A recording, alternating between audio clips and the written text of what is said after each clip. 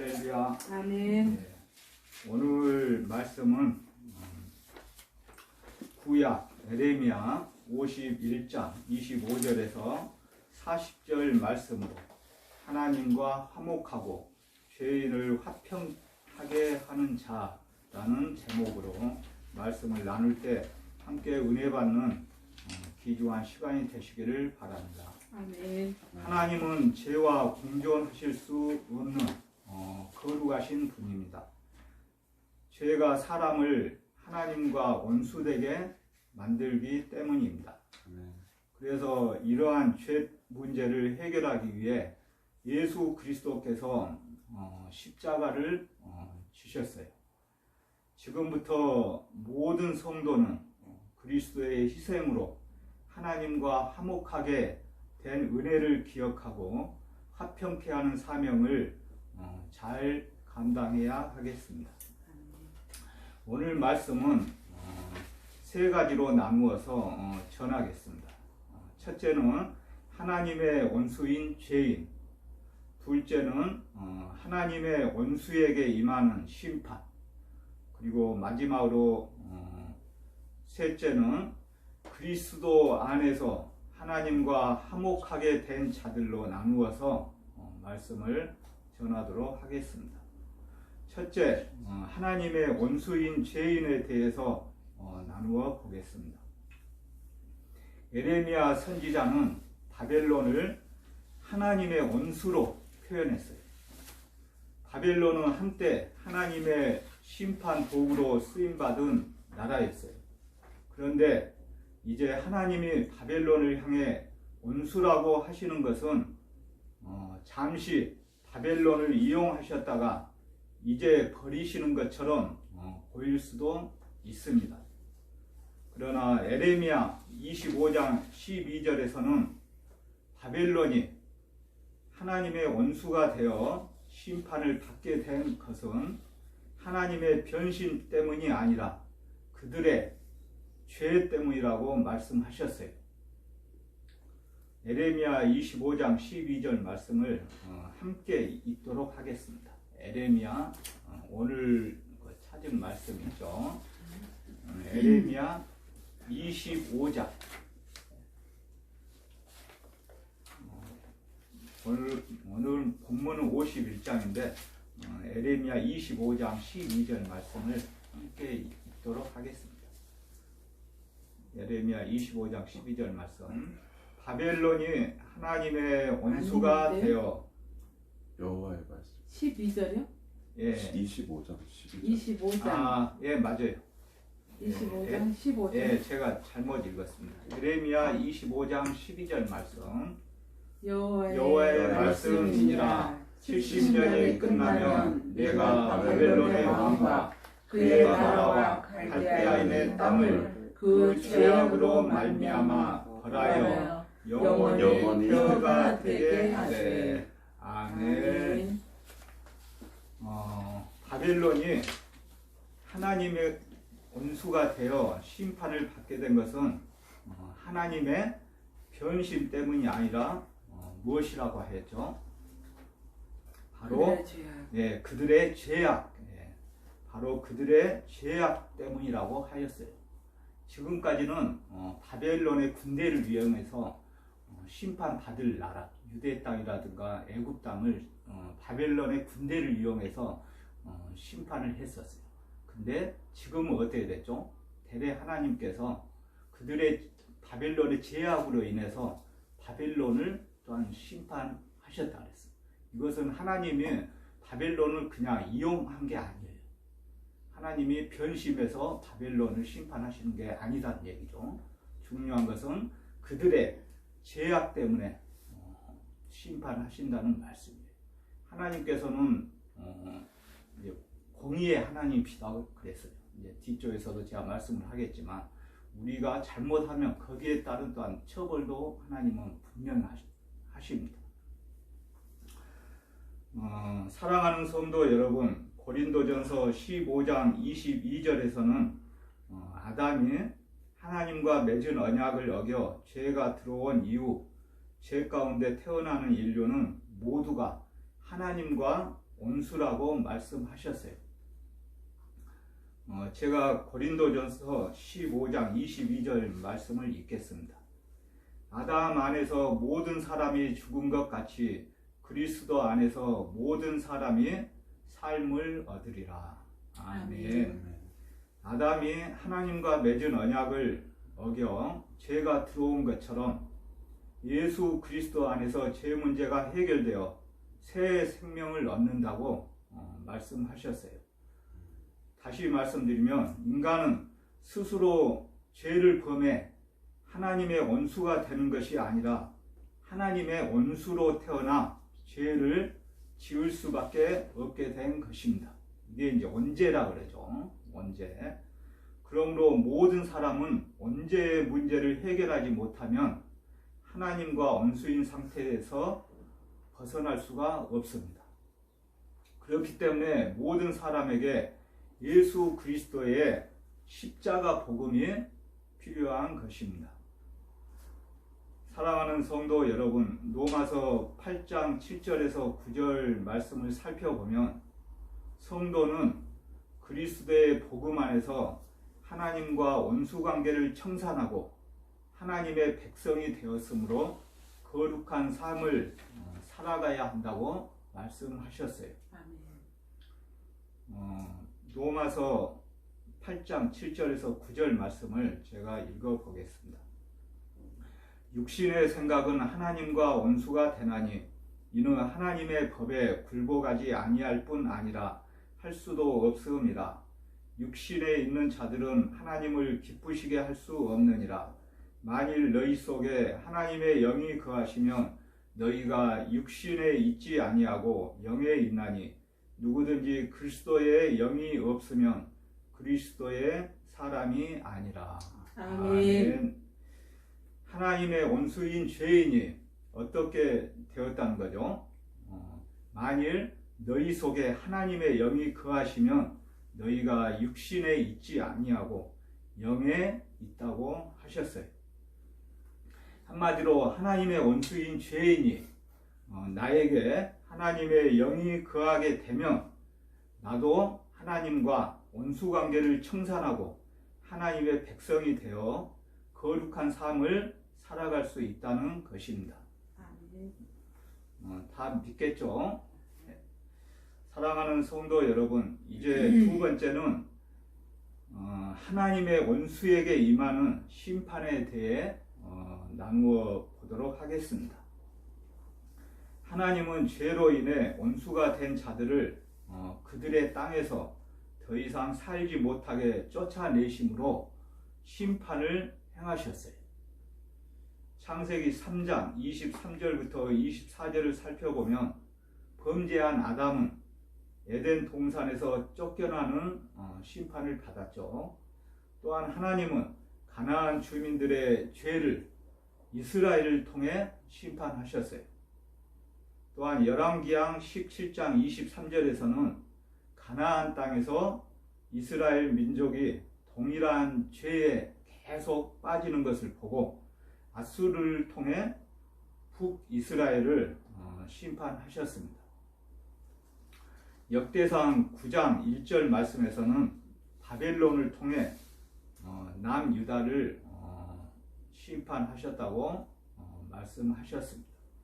그리고 에레미야 51장 11절, 오늘 본문에 나와 있는 51장이죠. 51장 11절에서는 바벨론의 죄는 메대와 다사를 통해 심판하시겠다고 하였어요.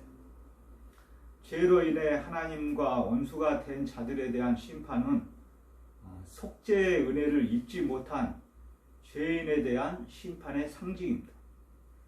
반대로 얘기하면 그 죄를 해결하기 위해서는 속죄의 은혜를 받아야 된다는 것입니다. 아멘. 아멘. 시편 96장 10절에서는 하나님은 범죄로 하나님과 원수가 된 자에게는 공의의 심판을 내리신다고 말씀하셨어요. 어떤 심판이죠? 만민에게 공평하게 공의의 심판을 내리신다고 강조해서 말씀하셨습니다. 시편 96장 10절 말씀을 제가 읽도록 하겠습니다. 모든 나라 가운데서 이르기를 여호와께서 다스리시니 세계가 굳게 서고 흔들리지 않으리라. 그가 만민을 공평하게 심판하시리라 할지로다. 아멘. 사랑하는 성도 여러분, 왜 하나님께서 만민을 공평하게 심판하시는 걸까요? 서두에서도 말씀드렸듯이 하나님은 죄와 공존하실 수 없는 거룩한 분이기 때문입니다. 아멘. 다시 말하면 거룩하신 하나님이 죄와 공존할 수 없기 때문입니다. 그러므로 성도는 두렵고 떨리는 마음으로 하나님의 말씀에 순종함으로 죄의 길, 악인의 길을 멀리해야 합니다. 아멘. 국가와 사회에서도 마찬가지입니다. 죄로부터 선량한 국민을 보호하기 위하여 헌법 등 국가법과 사회법을 만들어서 국가를 계속 유지하고 있습니다. 법을 위반한 국민이 있으면 법원이라는 국가기관에서 심판하여 교도소라는 국가기관에 격리시키는 것을 우리는 알 수 있죠. 만약에 혹시라도 법을 위반한 국민들을 심판하지 않고 그대로 사회에 방치한다면 국가와 사회는 어떻게 되겠습니까? 약탈과 범죄 등 상상하기도 끔찍한 일들이 벌어지겠죠.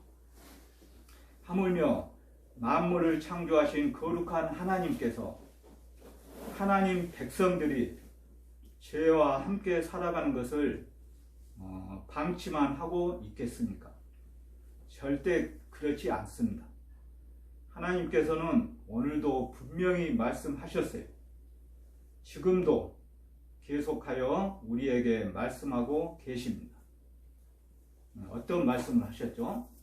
만민을 공평하게 심판하시겠다고 말씀하셨습니다.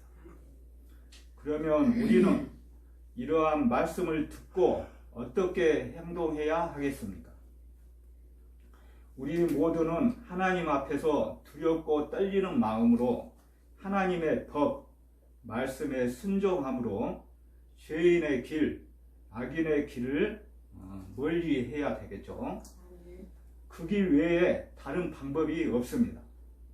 세상에서도 살기 위해 세상 법을 지켜야 하듯이 하나님 나라에서도 심판받지 않고 살기 위해서는 하나님의 법을 분명히 지켜야 합니다. 할렐루야. 아멘. 아멘. 사랑하는 성도 여러분, 마지막 세 번째는 그리스도 안에서 하나님과 화목하게 된 자들에 대해 말씀을 나누겠습니다. 성도는 하나님의 원수였으나 그리스도 안에서 복음을 믿음으로 죄 사함을 입어 하나님과 화목하게 된 자입니다. 아멘. 로마서 5장 10절에서 그리스도께서는 당신을 제물로 드리심으로 우리를 하나님과 화목하게 하셨다고 말씀하셨습니다.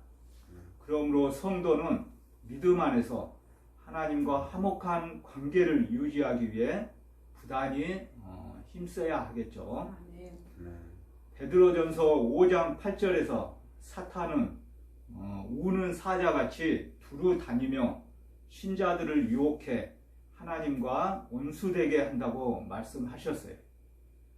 그러므로 성도는 사탄의 유혹에 넘어지지 말고 죄와 싸워 꼭 이겨야 하겠죠. 하나님의 전신 갑주를 입고 말씀과 기도로 사탄의 유혹을 물리쳐야 하겠습니다. 아멘. 또한 그리스도께서 우리를 하나님과 화목하게 하시려고 희생하셨듯이 우리도 화평케 하는 사명을 감당해야 합니다. 아직도 하나님의 원수로 행하는 자들에게 예수 그리스도의 복음을 전해야 하겠죠. 우리의 주위에는 많이 있습니다. 아직까지도 하나님의 원수로 행하는 믿지 않은 많은 사람들이 저희 주위에는 있습니다. 저들에게 예수 그리스도의 복음을 전해야 하는 사명을 우리는 가지고 있죠.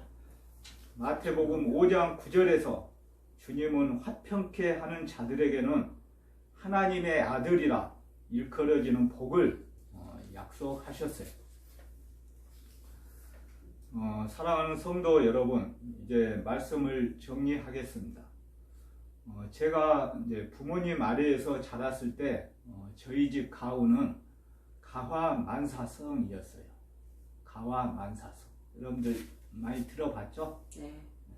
집안이 화목하면 모든 일이 잘 된다는 뜻입니다.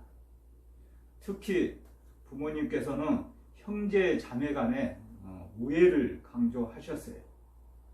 이렇게 육적인 부모님께서도 형제 자매 간에 서로 사랑하고 화목하라고 말씀하셨는데, 영적인 부모님이신 하나님께서 사랑과 화목을 강조하지 않을 수 없었겠죠. 무엇보다도 우리 교정 선교 교회 사명은 오늘도 자유의 몸을 뺏기고 교도소에 수용되어 있는 갇힌 형제 자매들에게 하나님의 사랑과 화평하게 하는 사명을 잘 감당해야 할 줄을 믿습니다. 아멘. 우리 모두가 죄로 인해 하나님의 원수였는데 예수 그리스도로 말미암아 하나님의 자녀가 되었기 때문입니다. 그래서 이제부터 또한 지금부터 우리가 세상과 하나님을 화평하게 하는 화목 제물이 되어야 하겠습니다. 하나님의 자녀로서 당당하게 화평케 하는 사명을 기쁘게 감당하는 교정 선교교회 모든 지체들이 되시기를 간절히 축복합니다. 아멘. 아멘. 제가 기도하겠습니다. 오늘 하나님과 화목하고 죄인을 화평하게 하는 자라는 말씀의 제목을 통하여 이제부터 지금부터 성도는 하나님과 화목하게 된 자로서 죄인을 하나님과 화평케 하는 사명을 감당해야 할 줄 믿고 깨달았습니다. 무엇보다도 하나님은 악인보다는 죄인보다는 반드시 하나님의 말씀에 순종하는 의인을 높이시고 순종하는 자들을 승리하게 하실 것을 믿고 의지합니다. 저희 몸된 교정 선교교회 지체들과 전국 교정시설에 갇혀있는 형제 자매들, 그들을 돌아보고 있는 교도관, 그리고 오늘의 하나님 백성들 모두는 죄로 인해 하나님의 원수였는데 예수 그리스도로 말미암아 하나님의 자녀가 되었다는 것을 꼭 기억하게 하여 주시옵소서. 아멘. 특별히 지금부터는 우리가 세상과 하나님을 화평하게 하는 화목 제물이 되기를 간절히 축원드립니다. 아멘. 하나님의 자녀로 화평하게 하는 사명을 당당하고 기쁘게 감당하는 교정 선교교회 모든 지체들 다 되게 하여 주시옵소서. 아멘. 무엇보다도 세상 죄로 인하여 세상과 격리되어 갇힌 시설에서 자유의 몸을 구속받고 있는 형제 자매들에게 말씀으로 기도로 찾아가 화평하게 하는 사명을 잘 감당할 수 있도록 도와주시옵소서. 아멘. 예수님의 이름으로 간절히 기도드립니다. 아멘.